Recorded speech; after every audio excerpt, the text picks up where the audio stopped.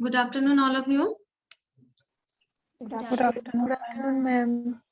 Good afternoon, ma'am. कल हमने उद्देश्यों को व्यवहारात्मक रूप में लिखना सीखा है ना। और एक्शन वर्ड्स भी देख लिए आपने, है ना। नॉलेज के तो मैंने लिखा ही दिए थे, बाकी रिमेनिंग जो है वो आपको नोट्स में मिल जाएगा। तो आज मैं आपको लेसन प्लान बनाना एक सिखा देती हूँ, ठीक है। ध्यान से आप इसको समझिएगा। जितना कुछ हमने पीछे उद्देश्यों में पढ़ा है, उनके वर्गीकरण में पढ़ा है ना, उन्हीं सब चीजों का हम यहाँ पे इस्तेमाल करेंगे। कॉग्निटिव डोमेन का ही इस्तेमाल होता है हमारे टीचिंग लर्निंग में। तो कॉग्निटिव डोमेन वाले जो ऑब्जेक्टिव थे हमारे, नॉलेज, अंडरस्टैंडिंग, एप्लीकेशन और एनालिसिस, ठीक है। और इवेल्युएशन तो हम प्लान के फॉर्मेट में साइड बाय साइड कर रहे हैं, तो वो इवेल्युएशन तो चल ही रहा है, ठीक है। तो हम कॉग्निटिव डोमेन को यहाँ पे यूज करेंगे। तब मैंने आपको बताया कि जो हमारा कॉग्निटिव डोमेन के अंतर्गत नॉलेज, अंडरस्टैंडिंग वगैरह आते हैं, इनके एक्शन वर्ड को मेगर ने जो हमें एक्शन वर्ड्स दिए हैं, उन्होंने किसको फॉलो किया था? उद्देश्यों को, ब्लूम के उद्देश्यों को ही फॉलो किया था। तो जो एक्शन वर्ड उन्होंने दिया व्यवहारात्मक रूप में लिखने के लिए, उन्हीं एक्शन वर्ड्स की सहायता से हम क्या करेंगे? पहले उद्देश्यों का निर्माण करेंगे, ठीक है। क्यों उद्देश्यों का निर्माण करना जरूरी है, ये सब हम डिस्कस कर चुके हैं, है ना। तो आज हम पहले लेसन प्लान का फॉर्मेट हम एक दिन पहले दिन क्लास में डिस्कस कर चुके हैं कि हमारे लेसन प्लान का जो फॉर्मेट है, मैं वैसे नोट्स भी आपको भेज दूंगी। तो फॉर्मेट में जो एक चीज है आपके, वो सबसे पहले हम क्या लिखेंगे? सामान्य उद्देश्य लिखेंगे, है ना। प्लान जब आप बना रहे होते हैं तो सबसे टॉप में जनरल डिस्क्रिप्शन होता है। जनरल डिस्क्रिप्शन में हम क्या कुछ लिखते हैं? वहां पे बताया था पहले दिन क्लास में, जिसमें हमारा डेट्स आ जाता है ना। डेट्स के बाद सबसे पहले डेट लिखेंगे, उसके बगल में मतलब आपकी जो नोटबुक है ना, उसके तीन मतलब लेफ्ट, राइट और सेंटर में हम ले लेंगे। तो लेफ्ट में हम दिनांक लिखेंगे, सेंटर में हम सब्जेक्ट लिखेंगे और कौन से वादन में पढ़ाने जा रहे हैं, पहला है, दूसरा है, तीसरा है, वो लिखेंगे। ठीक, डेट के नीचे कौन सी क्लास को आप पढ़ा रहे हैं, तो लिखेंगे क्लास। उसके बाद टॉपिक लिखेंगे, कौन सा टॉपिक आप पढ़ा रहे हैं वो टॉपिक लिखेंगे। उसके बाद अवधि लिखेंगे, ड्यूरेशन जिसको कहते हैं वो लिखेंगे। और उसके बाद विद्यालय का नाम लिखेंगे। तो मैं एक बार ये वाला फॉर्मेट आपको करके दिखा देती हूँ। स्क्रीन शेयर कर लेते हैं, है ना। जैसे सपोज कीजिए कि आपका अभी तो आप पे लेसन प्लान डायरी नहीं है, तो अभी आप करने वाले हैं अपने नॉर्मल नोटबुक में, है ना। तो नोटबुक में क्या होता है कि यहाँ पे हमारा एक मार्जिन होता है, ठीक है। मान लीजिए हमारा ये मार्जिन है। मार्जिन के बाद हम क्या करेंगे? जो हमारा मार्जिन का पोर्शन है, उसके बाद एक यहाँ पे हम लिखेंगे लेसन प्लान, ठीक है।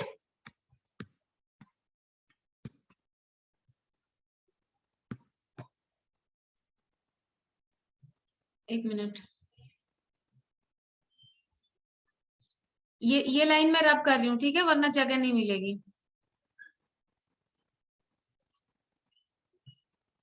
तो जो हमारा हेडर होता है, हेडर पे हम क्या करेंगे? सबसे पहले लिखेंगे लेसन प्लान, जो भी संख्या है उसकी नंबर 1। तो जैसे आज आप पहला बनाने वाले हैं, तो आप टॉप हैंड पे लिखेंगे लेसन प्लान, LESSONPLAN।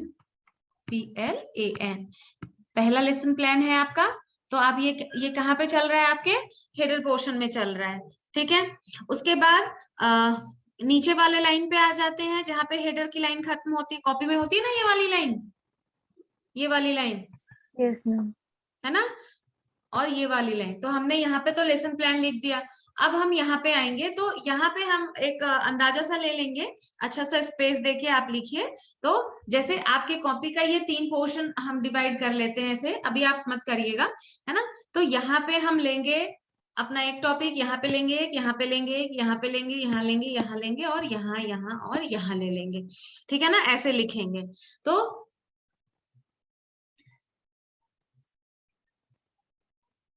चलिए लिखते हैं। तो सबसे पहले जो हम लिखेंगे दैट इज डेट। फिर हम लिखेंगे यहाँ पे सब्जेक्ट,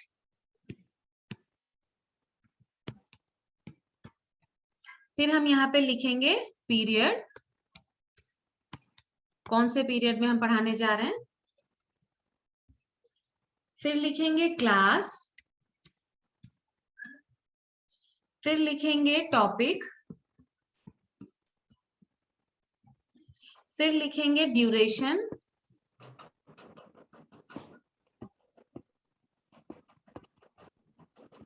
ठीक है। उसके बाद name of the institution,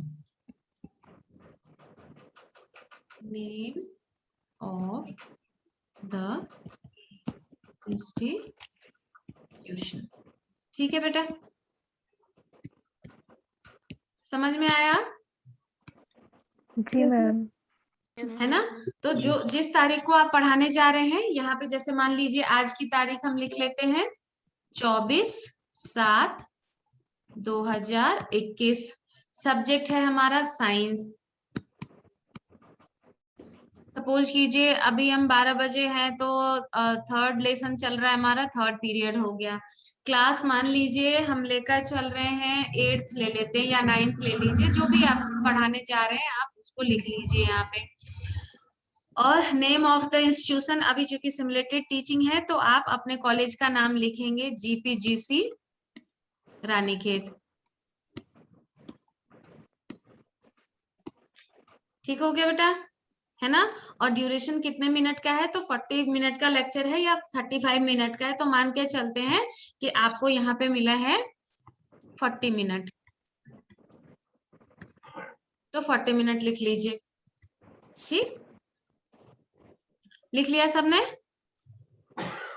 yes ma'am. हाँ। उसके बाद अपने कॉपी में आप क्या करेंगे, यहाँ पे एक लाइन छोड़ते हुए लाइन खींच लेंगे,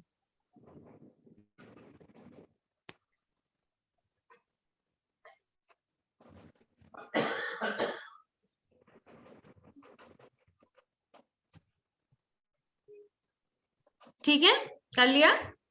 इसके बाद जो हमारा आएगा यहाँ पे स्पेस देते हुए आप लिखेंगे सामान्य उद्देश्य, हिंदी मीडियम वाले,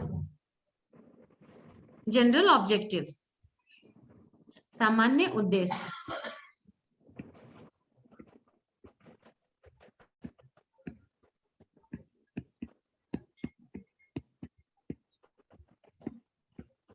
ठीक। इसको अंडरलाइन कर लीजिए। सामान्य उद्देश्य क्या बताया था कि ये ब्रॉड होते हैं, तो ये फिक्स जैसा है हमारा, क्योंकि हम इंटायर अपने पूरे टीचिंग पीरियड से इसको लेते हैं।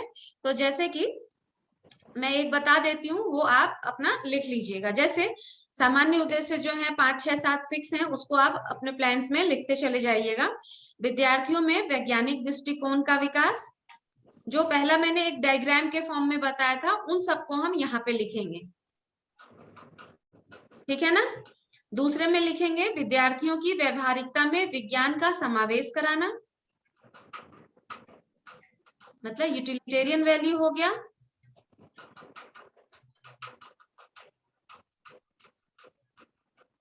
ठीक है। थर्ड में आ जाइए, विद्यार्थियों की वैज्ञानिक जानकारी में वृद्धि करना,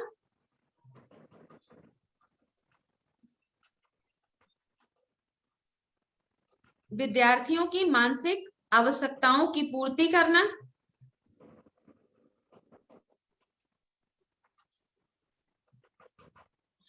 विद्यार्थियों में तार्किक शक्ति का विकास करना,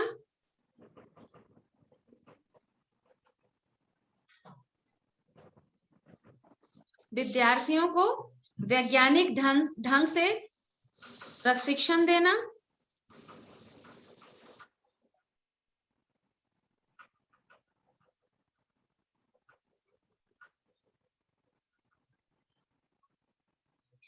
लास्ट लिखिए विद्यार्थियों को विभिन्न वैज्ञानिक संप्रत्तियों, सिद्धांतों तथा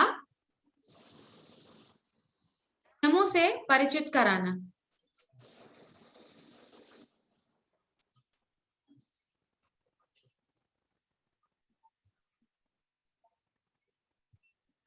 लिख लिया सबने? जी मैम। ठीक, लास्ट वाला रिपीट लास्ट वाला रिपीट कर देती हूँ, ठीक है। विद्यार्थियों को विभिन्न वैज्ञानिक संप्रत्ययों, सिद्धांतों तथा नियमों से परिचित कराना।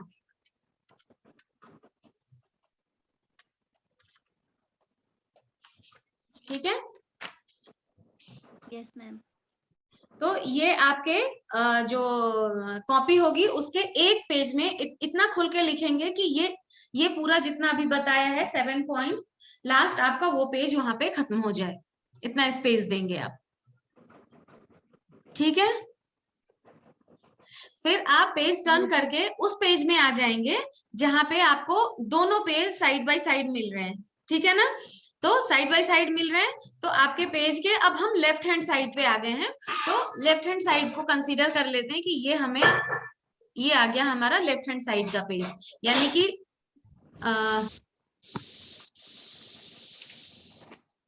सपोज करो ये हमारा लेफ्ट वाला पेज है और ये हमारा राइट वाला पेज है। ठीक है, अभी हम लेफ्ट में आ गए हैं, तो लेफ्ट वाले पेज में अब हम यहाँ पे लिखेंगे विशिष्ट उद्देश्य, स्पेसिफिक ऑब्जेक्टिव्स, विशिष्ट उद्देश्य, स्पेसिफिक ऑब्जेक्टिव।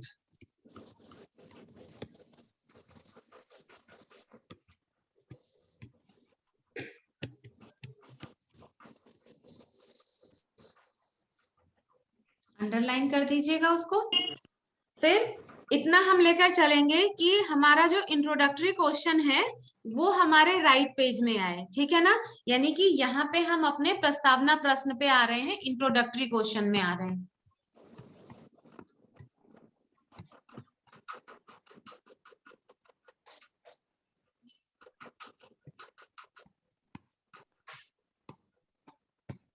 ठीक, इस पेज में आएंगे, तो यहाँ जो हमारा लेफ्ट साइड का पेज है इसमें हम क्या क्या चीज एडजस्ट करेंगे, हमारे विशिष्ट उद्देश्य सारे जितने हैं वो आ जाएंगे, है ना। विशिष्ट उद्देश्य में हम ज्ञान के 2, बोध के 2, प्रयोग के 2, विश्लेषण के 2 या 1 हम यहाँ पे लिखेंगे। साथ में जो शिक्षण सहायक सामग्री है ना, उसको भी यहीं पे लिखेंगे और पूर्व ज्ञान को भी लिखेंगे। हो सकता है कि पूर्व ज्ञान का पोर्शन आपके राइट हैंड पेज पे आ जाए, तो आप इसको थोड़ा शिफ्ट कर देंगे नीचे, है ना, और यहाँ पे आ जाएगा आपका पूर्व ज्ञान, इतना चलता है। ठीक है, तो चलिए आप कोशिश यही कर लीजिए कि हम यहाँ पे पूर्व ज्ञान को ले लेते हैं, मतलब अपने राइट हैंड साइड में हम प्रीवियस नॉलेज को ले लेते हैं। यहाँ पे हम पूर्व ज्ञान से स्टार्ट करेंगे और इंट्रोडक्टरी हमारा उसके नीचे आ जाएगा। ठीक है ना, तो स्पेसिफिक ऑब्जेक्टिव में आ जाते हैं हम सबसे पहले नॉलेज पे। नॉलेज, यहाँ नॉलेज लिख के अंडरलाइन करेंगे, फिर 1 और 2 नॉलेज के लिखेंगे। इसी तरीके से अंडरस्टैंडिंग को ले लेंगे,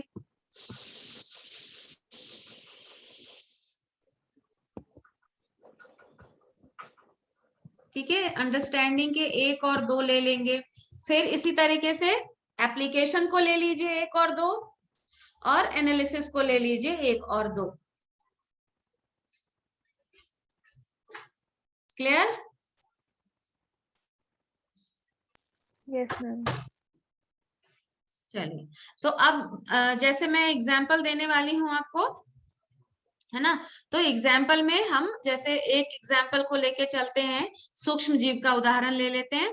ठीक है, सूक्ष्म जीव पे लेसन प्लान क्लास 8 के लिए बता दे रही हूं मैं कि कैसे बनाना है। अब यहाँ पे टेक्निकली यहीं से हम स्टार्ट हो जाते हैं।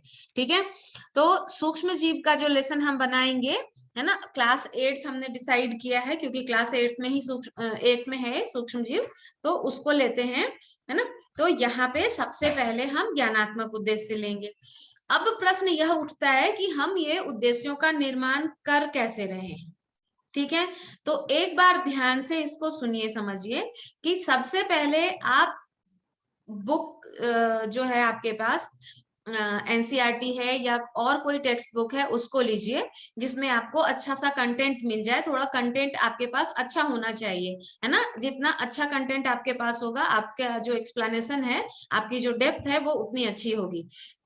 तो आपको पहले क्या करना है कि आप बुक को खोलिए, बुक को खोलने के बाद अपने चैप्टर को डिवाइड कर लीजिए। ठीक है, ऐसा नहीं है कि आप एक दिन में ही पूरा चैप्टर खत्म करेंगे, ऐसा बिल्कुल भी नहीं करेंगे, है ना। तो छोटे छोटे सेगमेंट्स में हम कंटेंट को डिवाइड करेंगे, ठीक है ना। तो सबसे पहला काम आपके अंदर ये योग्यता होनी चाहिए कि आप अपने कंटेंट को छोटे छोटे सब टॉपिक्स में डिवाइड कर लें, ठीक है। और एक दिन के लेसन प्लान में 3 सब टॉपिक को आप लेकर चलेंगे। बात समझ में आई? तो मैं आपको बता रही हूँ कि जैसे हम सूक्ष्म जीव वाला चैप्टर ले रहे हैं, तो सबसे पहला शिक्षण बिंदु मैंने सूक्ष्म जीव की परिभाषा ले ली, है ना। सूक्ष्म जीव की परिभाषा एवं वर्गीकरण मैंने पहले बता दिया, सूक्ष्म जीव क्या होता है।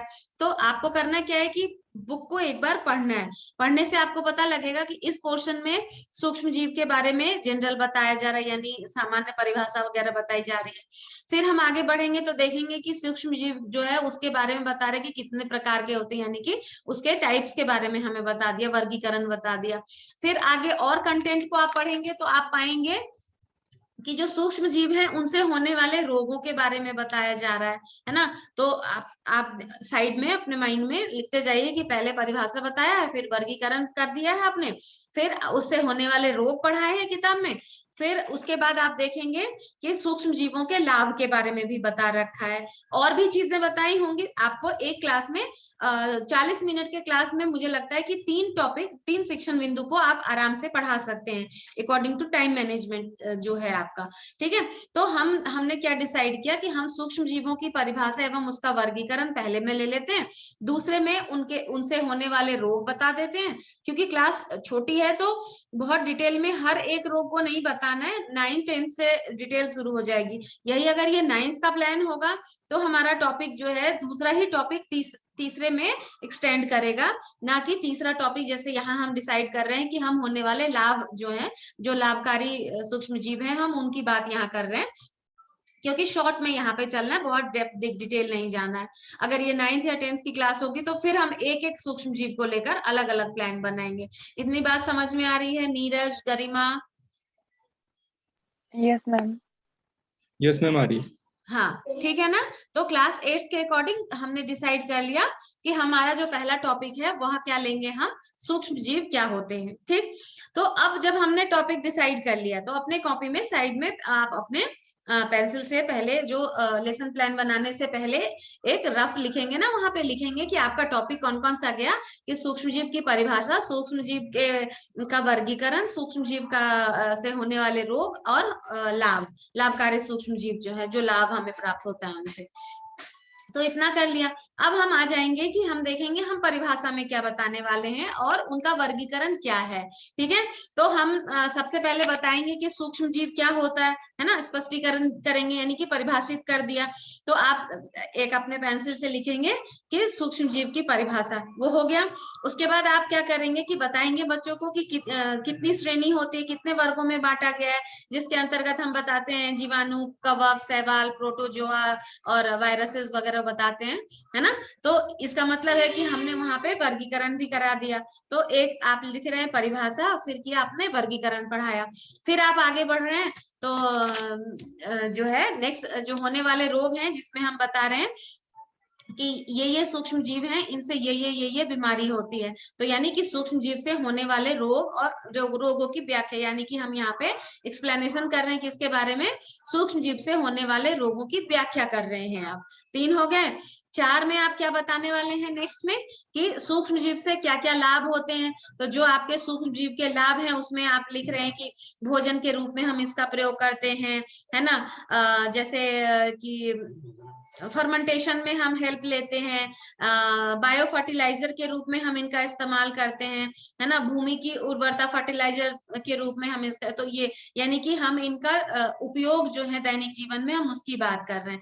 तो अब आपके माइंड में उद्देश्य का वो पोर्शन आना चाहिए जहां पे हमने उद्देश्यों के बारे में पढ़ा था और उनके एक्शन वर्ड्स आपको याद हो गए हैं, है ना। तो वहां पे आते हैं और अब हम यहाँ पे उद्देश्य बनाते हैं। यानी उद्देश्य बनाने से पहले आप अपने कंटेंट पे एकदम गो थ्रू हो जाइए एक बार कि आपका कंटेंट क्या क्या है, ठीक। जब आपने कंटेंट देख लिया तो अब आपको ज्ञानात्मक उद्देश्य के जो है वो 2 उद्देश्य बनाने हैं। तो आप ये मान के चलिए कि रिकॉल और रिकॉग्नाइज 2 जो हैं ये आपके वर्ड हमेशा किसमें आपको हेल्प करेंगे, नॉलेज जो हमारा उद्देश्य है उसमें हम लिखेंगे। ठीक है, तो जैसे अभी यहाँ पे तो क्लियर है कि परिभाषा हम पढ़ाने वाले हैं, तो हम लिखेंगे कि विद्यार्थी इस योग्य हो जाएंगे कि वे सूक्ष्म जीव को परिभाषित कर सकेंगे। क्यों? क्योंकि हमने कल पढ़ा है कि हम ये पढ़ाने के पहले बना रहे हैं, तो सेंटेंस हमारा फ्यूचर टेंस में बनेगा कि इसके पढ़ाने के बाद आपका ये हो रहा है ना। तो विद्यार्थी इस योग्य हो जाएंगे कि वो सूक्ष्म जीव को परिभाषित कर सकेंगे। पहला हो गया नॉलेज का, रिकॉल रिकॉग्नाइज। अब हम रिकॉग्निशन में आ जाते हैं कि विद्यार्थी इस योग्य हो जाएंगे कि वो, या तो हम ऐसा भी लिख सकते हैं कि एक्शन वर्ड जो आपको दिया था, लिस्ट करना बताया था नॉलेज वाले में, है ना, सूची देना, तो हम यहाँ ये भी लिख सकते हैं कि विद्यार्थी इस योग्य हो जाएंगे कि वो विभिन्न प्रकार के सूक्ष्म जीवों की सूची दे सकेंगे। 1 मिनट वेट कीजिए, बैटरी इसकी चली गई, मैं चार्ज में लगाती हूँ।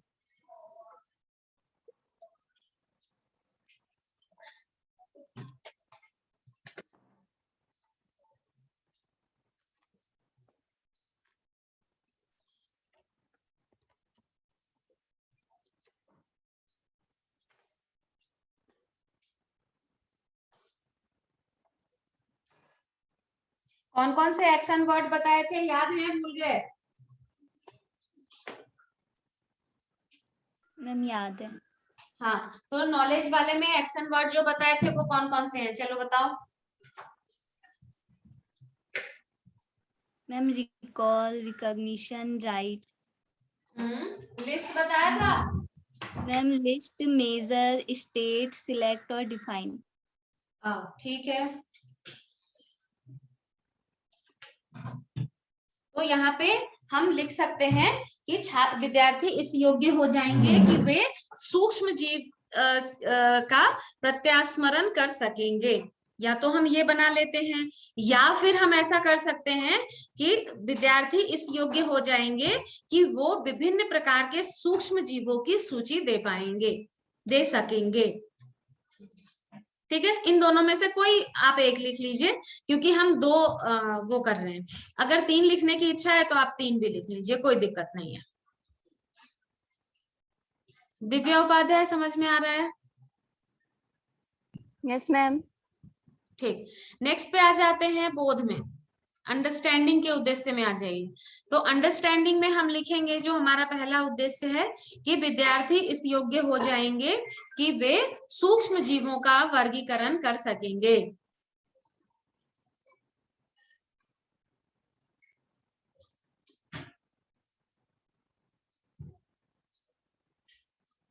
लिख लिया? क्यों? क्योंकि हम बताने वाले हैं कि सूक्ष्म जीव कितने प्रकार के होते हैं। ठीक, यानी कि जब हम ये पढ़ाएंगे तो बच्चों को ये पता लग जाएगा ना कि कितने प्रकार के सूक्ष्म जीव होते हैं। चलिए, नेक्स्ट हम लिख लेंगे, एक्सप्लेन आया था अंडरस्टैंडिंग में, है ना, तो यहाँ पे हम लिख सकते हैं कि विद्यार्थी इस योग्य हो जाएंगे कि वे सूक्ष्म जीवों से होने वाले रोगों की व्याख्या कर सकेंगे। सूक्ष्म जीव से होने वाले रोगों की व्याख्या कर सकेंगे।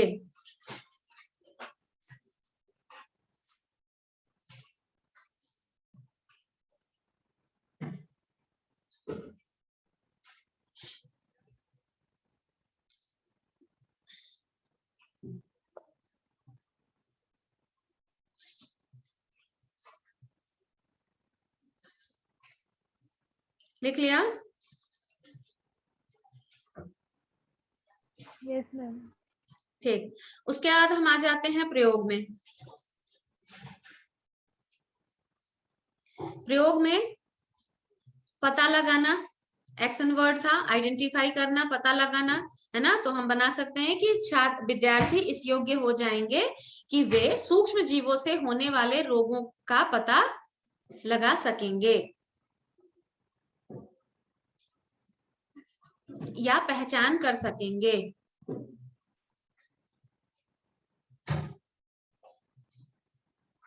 दूसरा बनाएंगे, विद्यार्थी इस योग्य हो जाएंगे कि वे सूक्ष्म जीव से होने वाले लाभों का दैनिक जीवन में प्रयोग कर सकेंगे।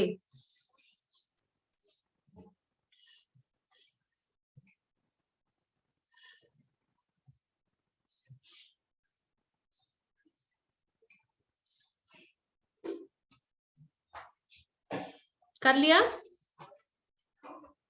अब आ जाते हैं हम विश्लेषण में, है ना।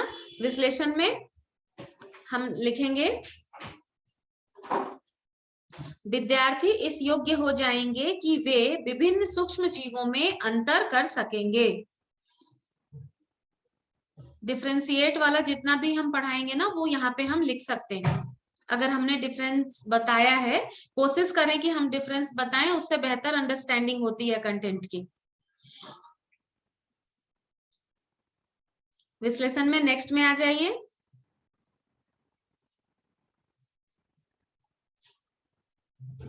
विद्यार्थी इस योग्य हो जाएंगे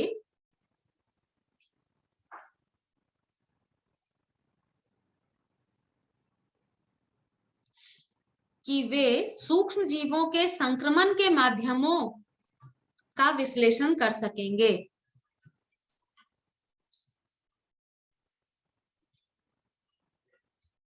इससे क्या पता लग रहा है कि हम क्या पढ़ाने वाले हैं, कि जो सूक्ष्म जीव होते हैं माइक्रो ऑर्गेनिज्म वो कैसे स्प्रेड होते हैं, किस किस मीडियम से स्प्रेड होते हैं। तो यानी कि हम यहाँ ये भी पढ़ाने वाले हैं।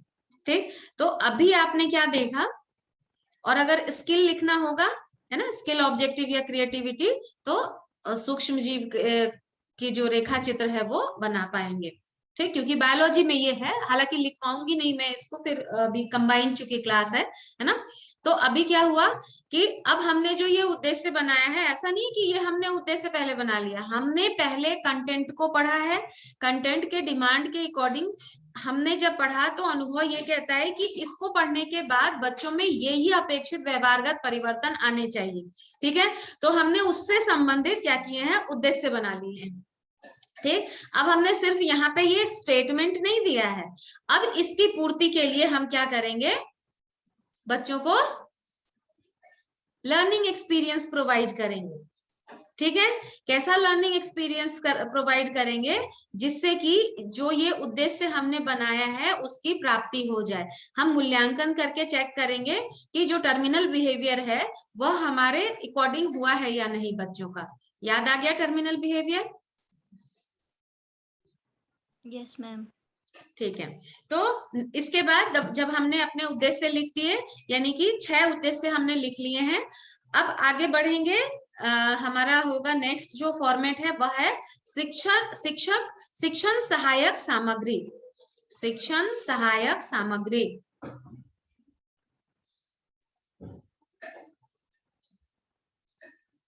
तो सहायक सामग्री में हम किन किन चीजों का इस्तेमाल करेंगे? चार्ट हो सकता है, मॉडल हो सकता है, और कक्ष में जो भी सहायक सामग्री हमें जरूरत होती है वो सब हो सकता है। ठीक है, यस मैम। अब हम नेक्स्ट पेज पे आ जाएंगे, है ना, हमारे राइट पेज में आ गए। राइट पेज में हम यहाँ पे पूर्व ज्ञान,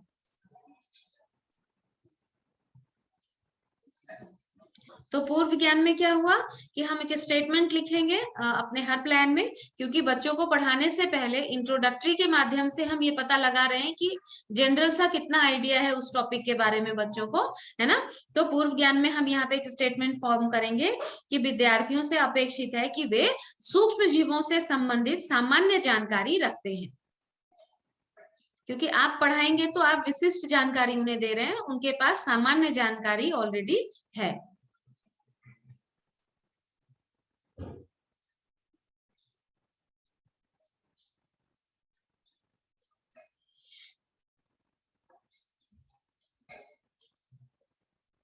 लिख लिया? Yes ma'am. ठीक, नेक्स्ट हम आते हैं, इसके बाद जो फॉर्मेट है हमारा दैट इज इंट्रोडक्टरी क्वेश्चंस, प्रस्तावना प्रश्न।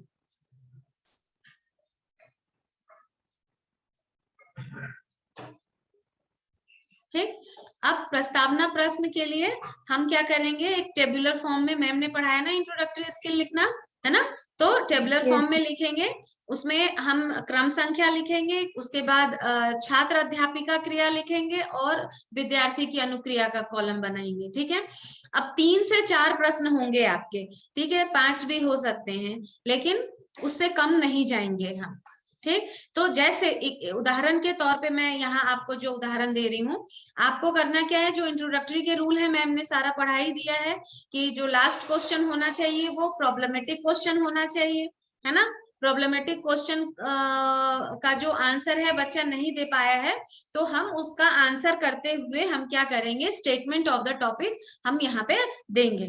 ठीक है, तो मैं एग्जाम्पल के थ्रू बता रही हूँ, सूक्ष्म जीव पढ़ाने वाले हैं हम, तो अब देखिए ये काम तो आपने किया है, अभी आप एज ए टीचर क्लास में सिंपली आप गए हो, बच्चों ने आपको विश किया है, good morning ma'am, good morning sir, है ना, और आपने आपके ब्लैक बोर्ड पे ऊपर जो इंस्ट्रक्शन था वो सब लिख दिया है। सिर्फ टॉपिक लिख करके टॉपिक में कुछ मेंशन नहीं करना है आपने, अभी टॉपिक आप तब वहां पे लिखेंगे जब यहाँ पर आपका जो ये उद्देश्य कथन है, स्टेटमेंट ऑफ द टॉपिक है, वो जब आप यहाँ पे अनाउंस करेंगे उस वक्त आप वहां टर्न होकर जाएंगे ब्लैक बोर्ड पे और वहां पे आप अपना टॉपिक मेंशन करेंगे। क्लियर हुआ यहाँ पे दीपिका? मैम। ठीक है, तो हम पहले इंट्रोडक्टरी क्वेश्चन बनाते हैं, किसके लिए, सूक्ष्म जीव पढ़ाने वाले हैं, कक्षा है हमारी 8, ठीक है ना, इसके अनुसार, यानी कि क्वेश्चन का लेवल भी हमारे स्टूडेंट के मेंटल लेवल से क्लास के अकॉर्डिंग ही होनी चाहिए। तो पहला क्वेश्चन है कि भूख लगने पर आप क्या करते हैं, प्रश्न लिखा आपने, तो उत्तर जो है आप पूरा स्टेटमेंट फॉर्म करेंगे, ऐसा नहीं लिखेंगे कि खाना खाते हैं, स्टेटमेंट पूरा फॉर्म करके आप लिखेंगे कि भूख लगने पर हम भोजन ग्रहण करते हैं। ठीक है, अब क्वेश्चन हमेशा हमारा जिगजैग फॉर्म में होना चाहिए, तो ऐसा नहीं हो कि क्वेश्चन पहला हमने कुछ पूछा, दूसरा हम कहीं चले गए, तीसरे क्वेश्चन हमने कहीं, क्वेश्चन का फॉर्मेट जिगजैग होना चाहिए, ये आपने पढ़ लिया है, ठीक है ना। तो अब इसको जिगजैग फॉर्म करना है, तो जो हमारा आंसर का सेगमेंट है उससे हम नेक्स्ट क्वेश्चन को फॉर्म करेंगे, दैट इज कि भूख, भोजन में शुद्धता को देखते हुए, है ना, भूख लगने पर जो हम भोजन ग्रहण करते हैं, तो भोजन में शुद्धता को देखते हुए हमें कैसा भोजन करना चाहिए।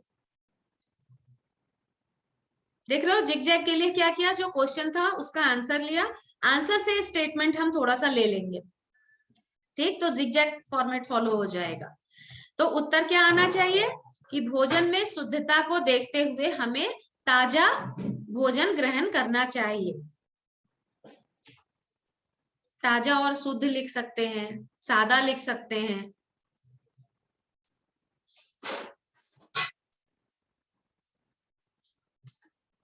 ठीक है। नेक्स्ट क्वेश्चन में आ जाते हैं, अगेन जिगजैग फॉर्मेशन होना है, तो लिखेंगे ताजा भोजन को 1 दिन तक रखने से क्या होगा। ताजा भोजन अगर हम 1 दिन बाहर छोड़ दें, बना हुआ भोजन, तो क्या होगा। तो उत्तर क्या मिलेगा बच्चों से, ताजा भोजन 1 दिन बाहर खुले में रख देने से भोजन खराब तथा बासी हो जाएगा। ठीक है, एक्सपेक्टेड आंसर है बच्चों का, यही तो देंगे वो। चलिए नेक्स्ट, अब हम क्वेश्चन पूछेंगे, 3 हो गए हमारे। खुले में भोजन रख देने से भोजन खराब व बासी किस कारण से हो जाता है।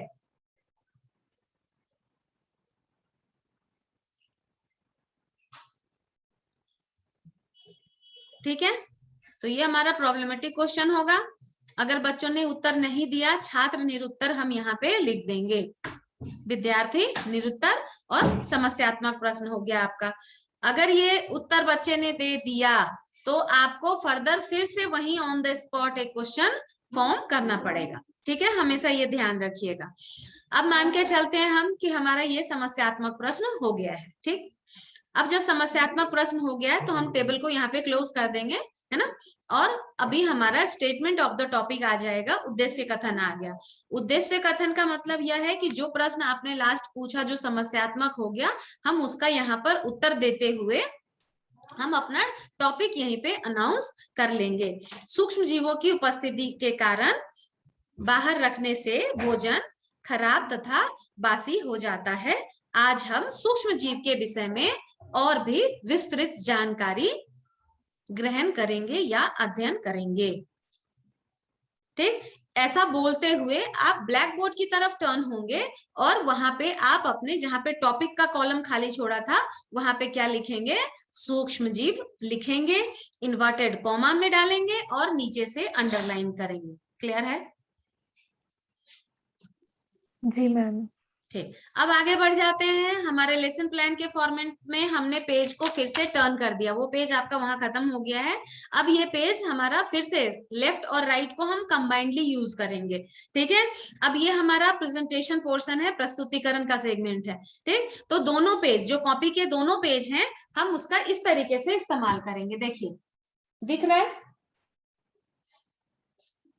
Yes ma'am. Yes ma'am. ठीक है ना, हमने सेगमेंट डिवाइड कर दिया है। यहाँ पे आपको दिख रहा होगा, यहाँ पे आपको दिख रहा है ये वाला पोर्शन, सीरियल नंबर लिखा है हमने क्योंकि ये हमारा टॉपिक 1 है, सीरियल नंबर। फिर यहाँ पे हमने शिक्षण बिंदु लिखा है। ठीक है, शिक्षण बिंदु, सूक्ष्म जीव। यहाँ पे हमने अपेक्षित व्यवहारगत परिवर्तन लिखा है। एक बार फिर से यहाँ उद्देश्य, टर्मिनल बिहेवियर, हम जो व्यवहारगत परिवर्तन अब किस पे लिख रहे हैं, इस टॉपिक पे लिख रहे हैं जो हम यहाँ पढ़ाने वाले हैं। अभी जो हमने पहले उद्देश्य बनाए थे वो तीनों शिक्षण बिंदु के बनाए थे, लेकिन अभी इस पेज में जो हम उद्देश्य बना रहे हैं वो किससे संबंधित बना रहे हैं, हम जो यहाँ शिक्षण बिंदु लेकर चल रहे हैं ये वाला, इससे हम यहाँ पे उद्देश्य को लिखेंगे। अभी बताऊंगी कैसे। उसके बाद वाला जो हमारा ये है, ये जो टीचर पढ़ाने जा रहा है उसकी क्रियाएं होंगी, है ना। और उसके बाद यहाँ पर जो आ गया है यहाँ पे वो स्टूडेंट की एक्टिविटी हो गई। ठीक है, स्टूडेंट की एक्टिविटी के बाद, स्टूडेंट की एक्टिविटी के बाद आपको दिखाई दे रहा है यहाँ पे शिक्षण विधि, है ना, हम कौन से शिक्षण विधि का इस्तेमाल कर रहे हैं। उसके बाद हम आते हैं यहाँ पे हमारा जो है वह सहायक सामग्री और श्यामपट्ट कार्य का कॉलम देंगे। उसके बाद यहाँ पे हमारा ये पोर्शन जो है मूल्यांकन का पोर्शन है। ठीक है जी मैम। हाँ, तो ये पूरा पेज हम ऐसे इस्तेमाल कर रहे हैं। क्लियर? ऐसे ही हम दूसरा पेज पे भी लिखेंगे दूसरा शिक्षण बिंदु, और तीसरे पेज पे हम तीसरा शिक्षण बिंदु लिखेंगे। ठीक है, तो अब आ जाते हैं कि हम ये पहला शिक्षण बिंदु में हम पढ़ाने वाले हैं सूक्ष्म जीव एवं उनका वर्गीकरण। हम टॉपिक लिख लेंगे, क्रम संख्या 1 पहले कॉलम में, दूसरे में सूक्ष्म जीव एवं उनका वर्गीकरण या प्रकार। ठीक, अब आ गए हम अपेक्षित व्यवहारगत परिवर्तन में। ठीक है ना, अब अपेक्षित व्यवहारगत परिवर्तन का क्या मतलब हुआ बेटा, यहाँ पे जो कुछ हम कंटेंट पढ़ा रहे हैं, देखिए इसे, ये दिख रहा है आपको, कंटेंट इतना पढ़ाया है यहाँ पे, है ना। तो जो कंटेंट आपने ये मैं सेंड कर दूंगी आपको लेसन प्लान, तो जो कंटेंट आपने यहाँ पे पढ़ाया है ना, इतने में ही इस उद्देश्य की प्राप्ति हो जानी चाहिए, इस वाले उद्देश्य की। ठीक, तो ये वाला जो उद्देश्य हम यहाँ बना रहे हैं, अपेक्षित व्यवहारगत परिवर्तन हम बना रहे हैं, वो कहाँ से बन रहा है, जो हम इस पोर्शन के लिए क्या कर रहे हैं, डिस्क्राइब कर रहे हैं। ठीक, अब जैसे मैं आपको कंटेंट यहाँ से आप पढ़ के ही बता सकती हूँ, है ना। तो जो छात्र अध्यापक क्रिया, जो हम एक्सप्लेनेशन पोर्शन है हमारा, है ना, जो व्याख्यान जो हम दे रहे हैं, लेक्चर हम दे रहे हैं, वो लेक्चर में बता रही हूँ कि हमारा 40 मिनट का अगर पीरियड है, ठीक है बेटा, तो 40 मिनट को हम डिवाइड करेंगे 3 सेगमेंट में। ठीक है, और तीनों सेगमेंट से 1-1 मिनट और कम कर ले, क्योंकि इंट्रोडक्टरी पूछना है, डेवलपमेंटल पूछना है हर टॉपिक के साथ। अगर 15 मिनट लेके चलेंगे तो 45 ज्यादा हो गया, हम 10, 10, 20, 10, 30 मिनट लेके चले। एक लेक्चर का टाइम आपको, ये जो टॉपिक आप पढ़ाने वाले हैं ना, ये लेक्चर जो आप देने वाले हैं, आप पे इतना कंटेंट होना चाहिए कि आप उसको 10 मिनट तक बोल सके। क्या हुआ दीपिका,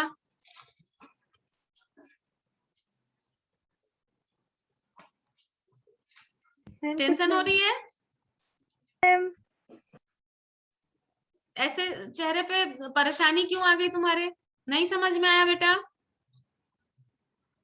ऐसे ना ब्लर दिख रहा है, वैसे वो आप भेजोगे तो फिर आ जाएगा समझ में। हाँ अभी मैं भेज दूंगी, क्लास के बाद जस्ट भेजूंगी। मैं जस्ट बता रही हूँ कि हमारा जो क्लास पीरियड है 3 टॉपिक हमने पढ़ाना है, तो हम जो टाइम टेबल डिवाइड करेंगे ना अपना पूरे ड्यूरेशन तो हमारे पास 40 मिनट ही है ना, तो 40 मिनट को हम अपना एक्सप्लेनेशन पोर्शन में 10, 10, 20 और 10, 30 यानी 30 मिनट हम इंटायरली अपने लेक्चर के लिए ही रखेंगे। ठीक है, तो 10 मिनट हमारा पहला लेक्चर होगा, है ना। पहला लेक्चर जो सूक्ष्म जीव एवं उनका वर्गीकरण हम बताने वाले हैं, हम 10 मिनट का कंटेंट रखेंगे, मैं ये बता रही हूँ। दीपिका,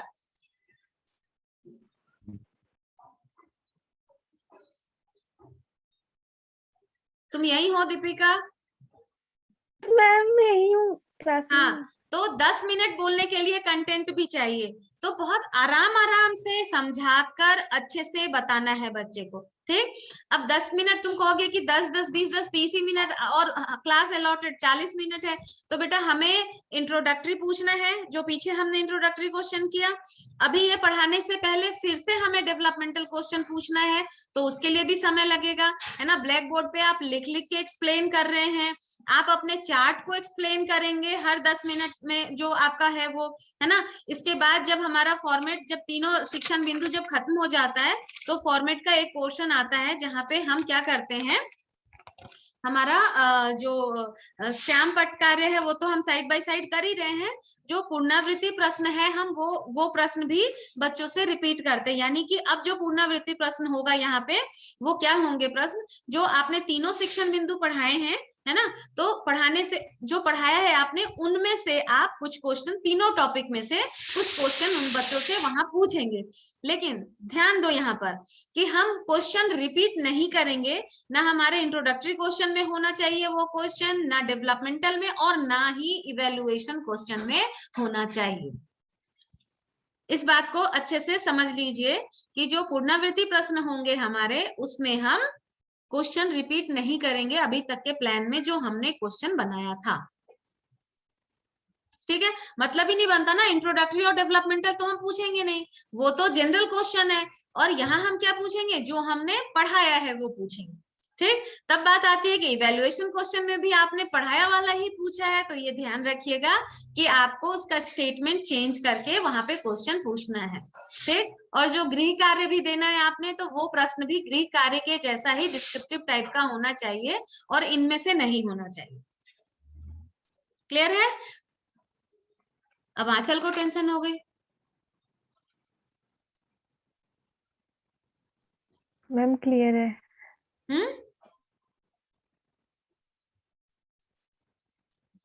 क्या हुआ आंचल?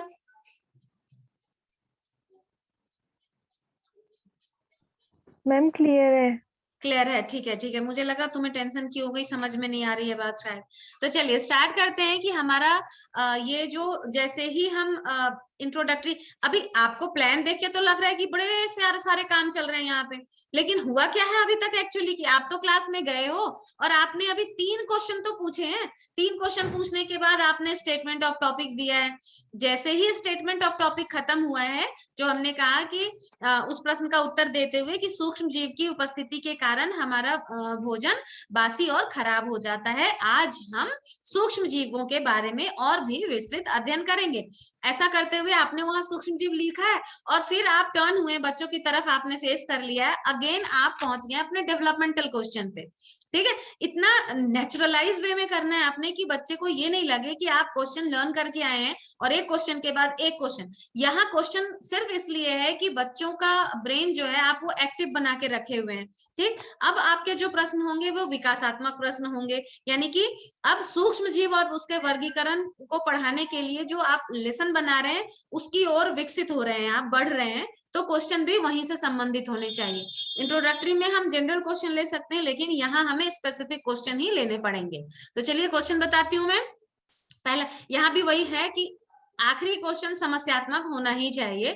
2 से 3 क्वेश्चन लेके चले, तीसरा आप समस्यात्मक कर दें, बच्चा बता दे तो अगेन एक क्वेश्चन को फॉर्म करेंगे, है ना। तो पहला क्वेश्चन यहाँ पे देखते हैं कि हमने पढ़ाने जाना है सूक्ष्म जीव एवं उनका वर्गीकरण, है ना। तो हमें भोजन करने से पहले क्या करना चाहिए?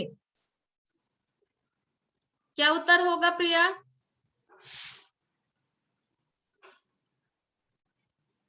मैम हाथ धोना चाहिए। हाँ, तो अगर क्लास में बच्चा ऐसा बोले तो बच्चे को डांट देना है और कहेंगे कि पूरे कथन में उत्तर दें, फुल स्टेटमेंट फॉर्म करें। तो बच्चा बोलेगा फिर से, हमें भोजन करने से पहले हाथ धोना चाहिए। तो आप लिखेंगे भी पूरा स्टेटमेंट। ठीक है, आगे बढ़ेंगे। नेक्स्ट क्वेश्चन जिगजैग बनना है। तो भोजन करने से पहले हाथ न धोने पर क्या होता है? दिव्या उपाध्याय।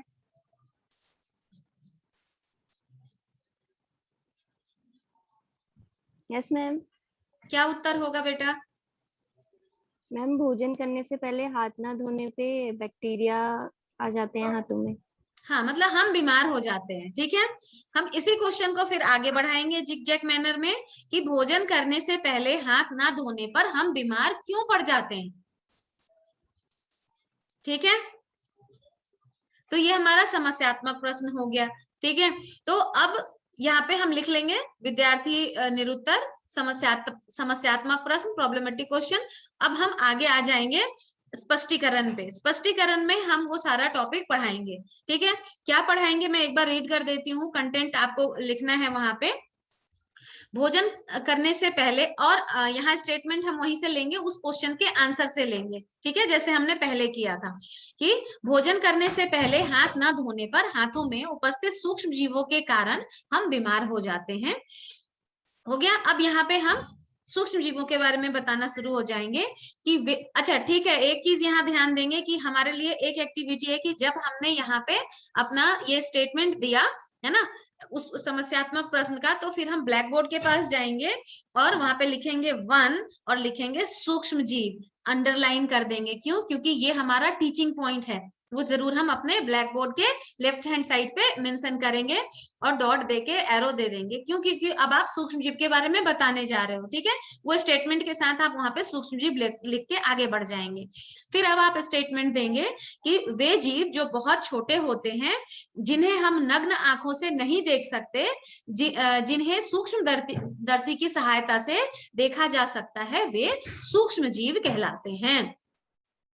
ठीक है, बच्चों के सामने से बोला, फिर आप ब्लैक बोर्ड की तरफ टर्न होकर के ये स्टेटमेंट ब्लैक बोर्ड पे लिखेंगे। ठीक है, आप कलरफुल चौक का इस्तेमाल कर लीजिए और जहां पे आपने सूक्ष्म जीव लिखा था, एरो दिया था, वहां के आगे आप स्टेटमेंट ये वाला लिख दीजिए। लिखते वक्त आपको ध्यान देना है, black board writing skill ma'am ने सिखा दिया है, स्ट्रेट होना चाहिए, क्लियर होना चाहिए, फॉन्ट के साइज को देखिए और लिखते समय बच्चों से इंटरेक्शन भी होना चाहिए। ये नहीं कि आप ये पूरा स्टेटमेंट लिखते हुए ब्लैक बोर्ड में घुस के लिख रहे हैं और पीछे बच्चे हंगामा काट रहे हैं। ठीक, बीच आपको अपना एंगल थोड़ा सा तिरछा रखना है यहाँ पे लिखते हुए, ताकि आप ऐसे लिख रहे हो ब्लैक बोर्ड पे तो कम से कम एटलीस्ट एक इधर है तो एक साइड के बच्चों को देख लिया, इस तरफ लिख रहे हैं तो थोड़ा सा इधर के बच्चों को एक बार, चाहे तुम देखो ना देखो, गर्दन जरूर घुमा लो उस तरफ, बच्चों पे ये मैसेज जाए कि आप सिर्फ लिखने में नहीं घुसे हो, आप उनको भी देख रहे हो।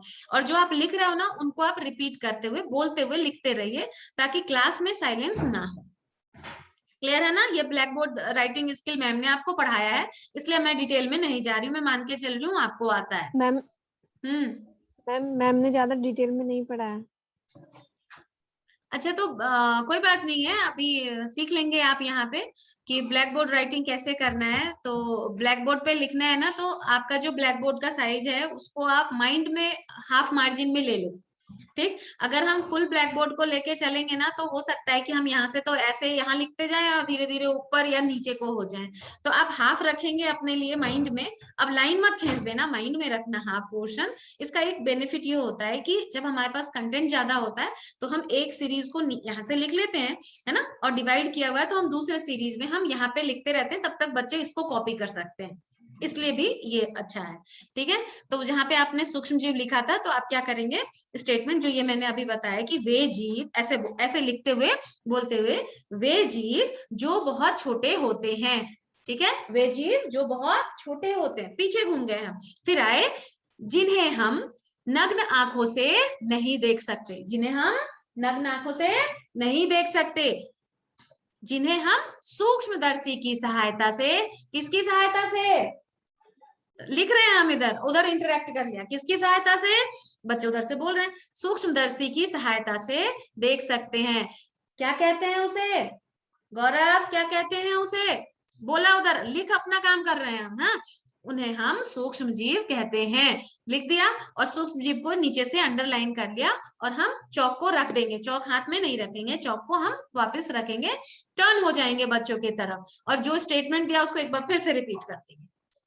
तो रिपीट करने से क्या होगा, और जहां आपने लिखा है आप एक साइड आ जाएंगे ताकि ब्लैक बोर्ड का जो अपीयरेंस है वो बच्चों के लिए क्लियर हो जाए। अभी तो आप सामने से खड़े थे ना, थोड़ा सा टिल्ट होके, अभी आप साइड पे आ जाएंगे और ये स्टेटमेंट एक बार रिपीट कर देंगे। आपको तो याद ही है, तो आपको ब्लैक बोर्ड की तरफ नहीं देखना, अभी आपको बच्चों की तरफ देखते हुए ये स्टेटमेंट को रिपीट कर देना है।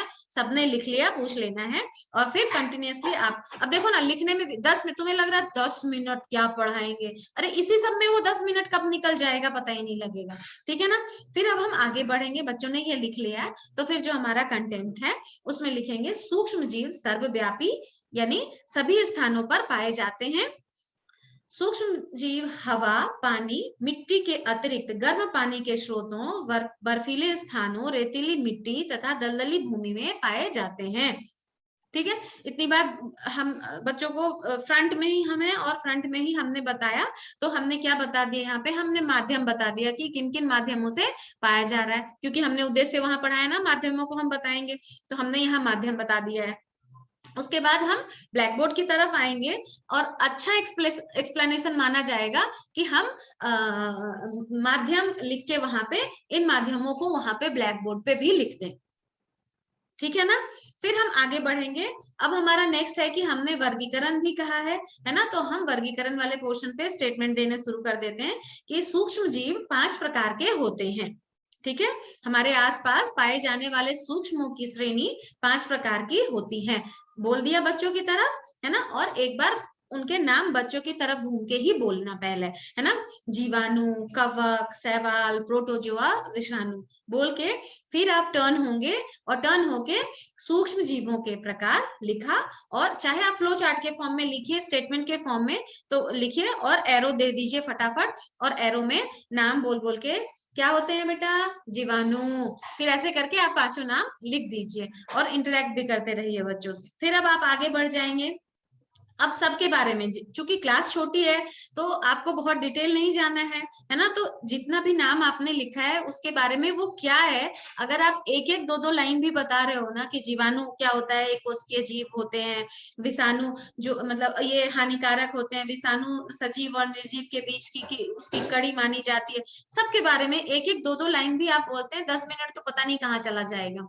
ठीक है, अभी आपने यहाँ पे एक चार्ट भी बनाया होगा, है ना, तो उस चार्ट को आपने क्या करना है यहाँ पे बताते हुए कि सूक्ष्म जीव 5 प्रकार के होते हैं, नाम आपने यहाँ लिख दिया, और लिखने के बाद चौक को वापस रखेंगे और फिर चार्ट जो आप लेकर आए हैं, है ना, वो आपने अभी तक डिस्प्ले नहीं किया है। अब आप अपने ब्लैक बोर्ड के साइड पे जाएंगे, वहां पे पहले से कील लगा है, आप उसको प्रॉपर वहां पे हैंग कर देंगे और आपका जो पॉइंटर होगा वो लेके जाएंगे, और आप जैसे जैसे यहाँ पे ये चार्ट बना है ना, ऐसा ही चार्ट आप बनाकर लेकर आए हो।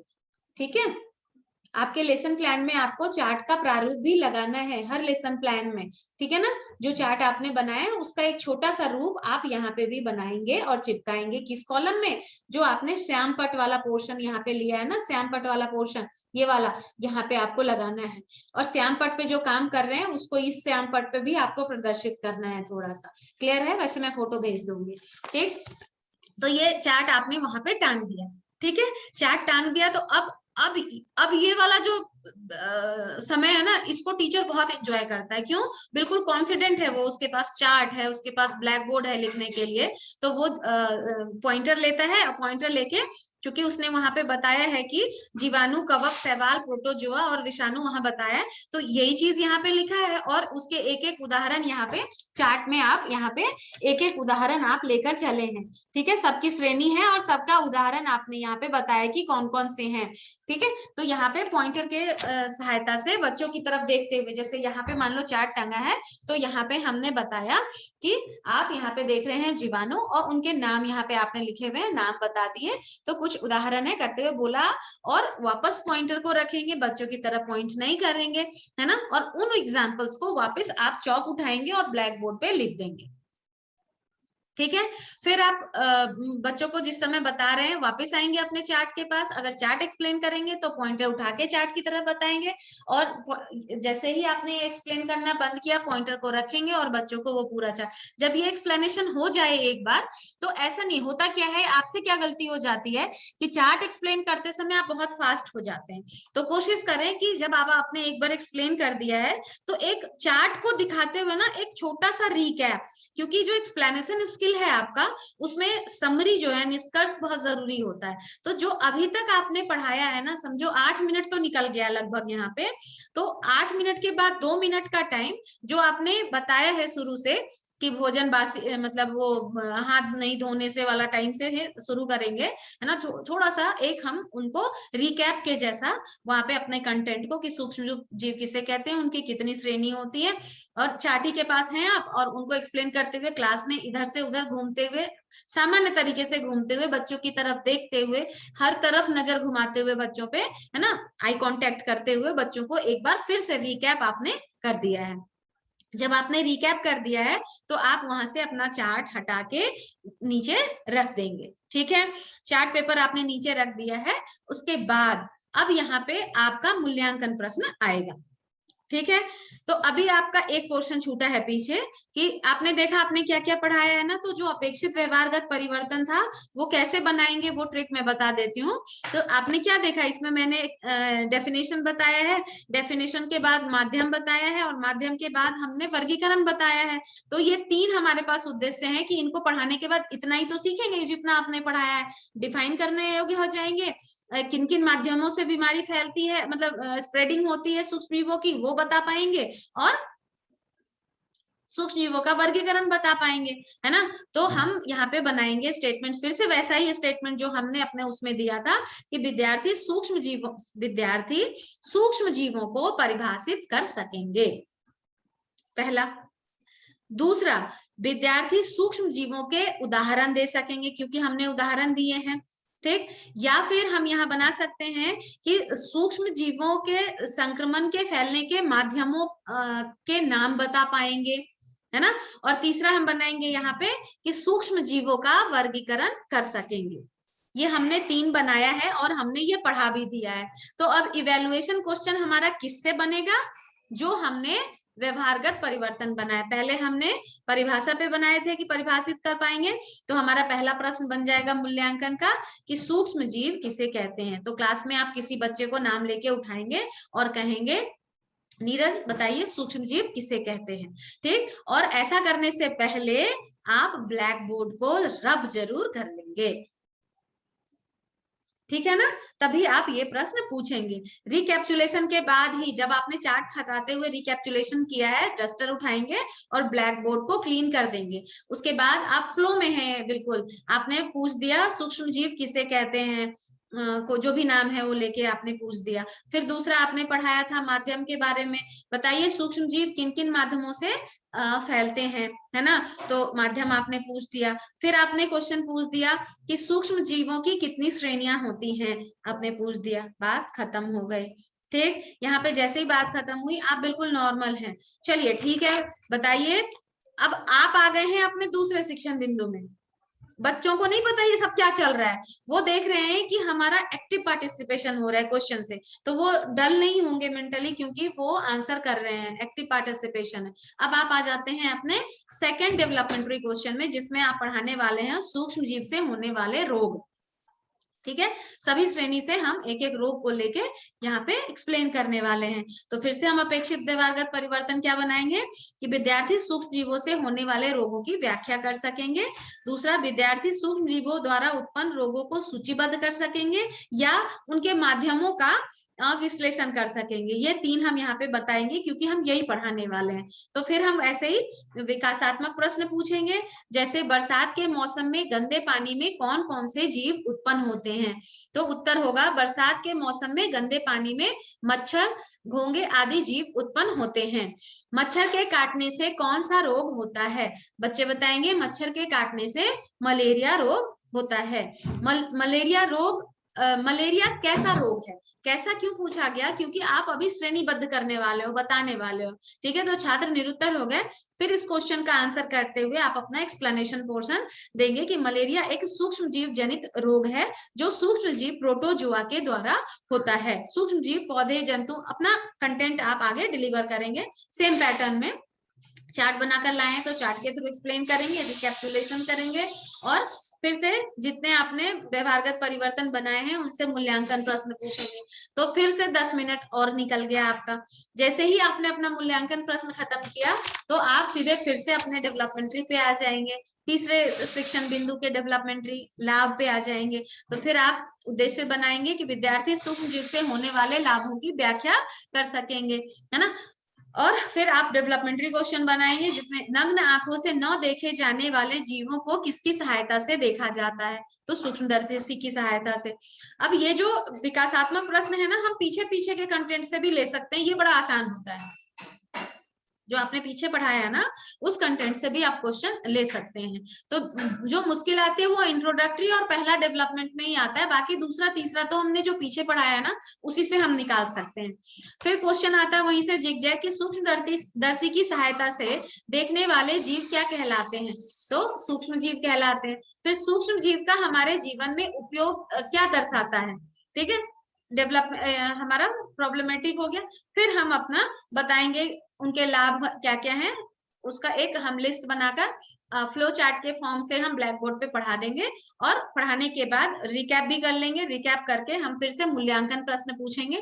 आपका लेसन आपका मतलब यहाँ पे लगभग आप अपने 37-38वें मिनट में होते हो यहाँ पे, या मतलब लगभग यहीं पे होते हो। इतना होने के बाद इवेल्युएशन के कंटिन्यूएशन में ही आप पुनरावृत्ति प्रश्न पूछ देंगे, जो आपने पीछे पढ़ाया है कंटेंट उसी में से पूछ लेना है आपने, ठीक है। पूछते हुए आप जैसे ही 1 से 2 प्रश्न पूछेंगे फिर आप क्या करेंगे, आप आपका जो रोलर बोर्ड है उस पे आप क्या कर रहे हैं, एक अपने क्वेश्चन लेकर गए हैं, गृह कार्य आप दे देंगे, उसको टांग देंगे चार्ट वाली जगह पर। तो आप बोलेंगे, वहां स्टेटमेंट देंगे कि ये आपका गृह कार्य है, कल आप इसे अपने उत्तर पुस्तिका में करके लाएंगे, ठीक है ना। बस हो गया आपका लेसन यहाँ पे पूरा खत्म और 40 मिनट यहाँ निकल जाते हैं।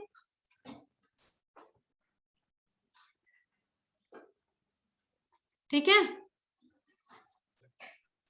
जी मैम। समझ में आ गया सबको? Yes ma'am. Yes ma'am. किसी को Yes, कोई ma'am. दिक्कत? No ma'am. डरने जैसा कुछ भी नहीं है गौरव? Yes ma'am. ठीक है, तो अब एक मैंने ये बता दिया आपको कैसे बनाना है, और इसकी फोटो भी भेज देती हूँ और नोट्स भी पुराने मैं आपको अभी सेंड कर देती हूँ।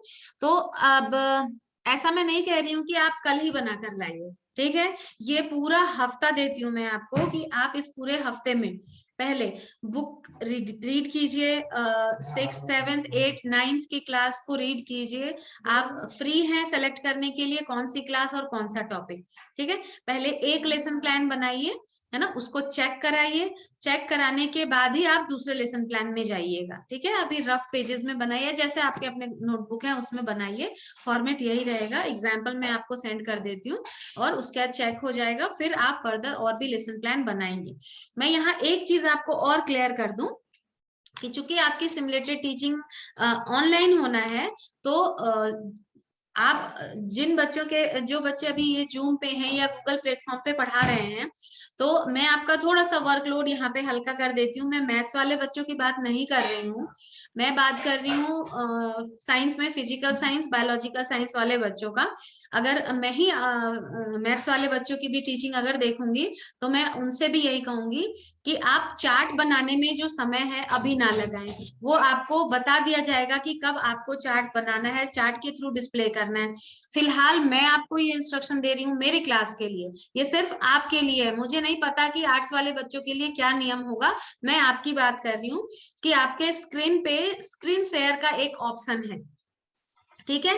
तो ब्लैक बोर्ड की जगह आपके पास वो पेन तो है नहीं, ये वाला पेन जो उस पे लिखते हैं, तो सिर्फ आप स्क्रीन शेयर में आप जो आपका चार्ट का पोर्शन है ना एक्सप्लेनेशन पोर्शन जहाँ पे आप चार्ट एक्सप्लेन करना है आपने, तो आप एक वहां पे मल्टीमीडिया का इस्तेमाल करके आप अपने चार्ट को ऑनलाइन दिखा सकते हैं। फिलहाल अभी आपको चार्ट नहीं बनाना है, ठीक है। इससे आप ऑडियो विजुअल एड के थ्रू आप बच्चों को अच्छे से बता सकते हैं। लाइक आप डाइजेस्टिव सिस्टम पढ़ा रहे हैं, तो आप डाइजेस्टिव सिस्टम के जो चार्ट हैं, जो इमेज हैं, उनको आप अपने शेयर स्क्रीन के माध्यम से आप बच्चों को दिखाइए, ठीक है। फिर स्क्रीन ऑफ कीजिए, स्क्रीन ऑफ करके जो आपके घर में व्हाइट बोर्ड या ब्लैक बोर्ड या रोलर बोर्ड पे आप पढ़ा रहे हैं, फिर वहां पे आप उनको एक्सप्लेन कीजिएगा। क्लियर है? जी जी मैम। मैम। ठीक। और जो आपने क्लिप इस्तेमाल किया है, तो जो आप लेसन प्लान बनाएंगे, उस लेसन प्लान पे उसका आपको रेफरेंस भी देना है, ठीक है। आप जहां पे इमेज लेंगे ना, राइट क्लिक करेंगे तो उनका वहां पे आपको लिंक कॉपी हो जाएगी। उस लिंक को आपको क्या करना है, वहां जरूर मेंशन करना है, क्योंकि बगैर रेफरेंस के हम किसी भी ऑनलाइन मटेरियल का इस्तेमाल नहीं करेंगे, ठीक है। तो वहां पे आप अपना लिंक सेंड करेंगे। तो एक लेसन प्लान मैं आप लोगों से ई लेसन प्लान भी बनवाऊंगी इसी तरीके से, ठीक है। किसी को कोई डाउट है? No ma'am. ठीक, तो चलिए कल से अब मैं तो इधर थियोरेटिकल पोर्शन पढ़ाती रहूंगी, आपको क्या करना है, लेसन प्लान बनाना है, ठीक। तो शुरुआत आप उद्देश्य बनाने से करिए। इंट्रोडक्टरी क्वेश्चन बना, अच्छा प्रयास था, आपने उस दिन बनाया था। थोड़ा बहुत डायरेक्ट क्वेश्चनिंग नहीं करेंगे, डायरेक्ट क्वेश्चनिंग को अवॉइड करेंगे, है ना। और आप लोग अब बनाइए, और जिस दिन बन जाए तो एक एक करके आप सेंड करते रहिए और चेक करेंगे। ये सेंड और चेक करने की प्रक्रिया जो है 1 तारीख के बाद होगी, 2 तारीख से होगा, ठीक है ना। 1 तारीख के पहले कोई चेकिंग नहीं होगी। आप बस बनाइए 1 तारीख तक प्लान, आराम से सोचिए, और नेक्स्ट क्लास में हम अपना जो थ्योरेटिकल पोर्शन है कंटिन्यू करेंगे। इनफैक्ट मैं शुरू से शुरू करूंगी कि विज्ञान क्या है, क्योंकि लेसन प्लान बनाने के लिए उद्देश्य वाला चैप्टर और लेसन प्लान वाला चैप्टर आपको पढ़ाया गया था। तो अब आप लेसन प्लान बनाना सीख चुके हैं, आपको बस प्रयास करना है। और कल से हम विज्ञान क्या है, इसकी प्रकृति क्या है, इनकी विशेषताएं क्या है, वैज्ञानिक खोजों के बारे में, वैज्ञानिकों के बारे में, ये सब कुछ हम कल से पढ़ेंगे, ठीक। Yes ma'am. तो आज की क्लास यहीं पे समाप्त करें। Yes ma'am. Yes yes ma'am. फिर मिलते हैं कल। Thank you have a ma'am. Nice Thank day. you, ma'am. Monday से मिलते हैं, संडे को नहीं मिलेंगे, मंडे से मिलते हैं। Thank you ma'am. Okay. Thank you.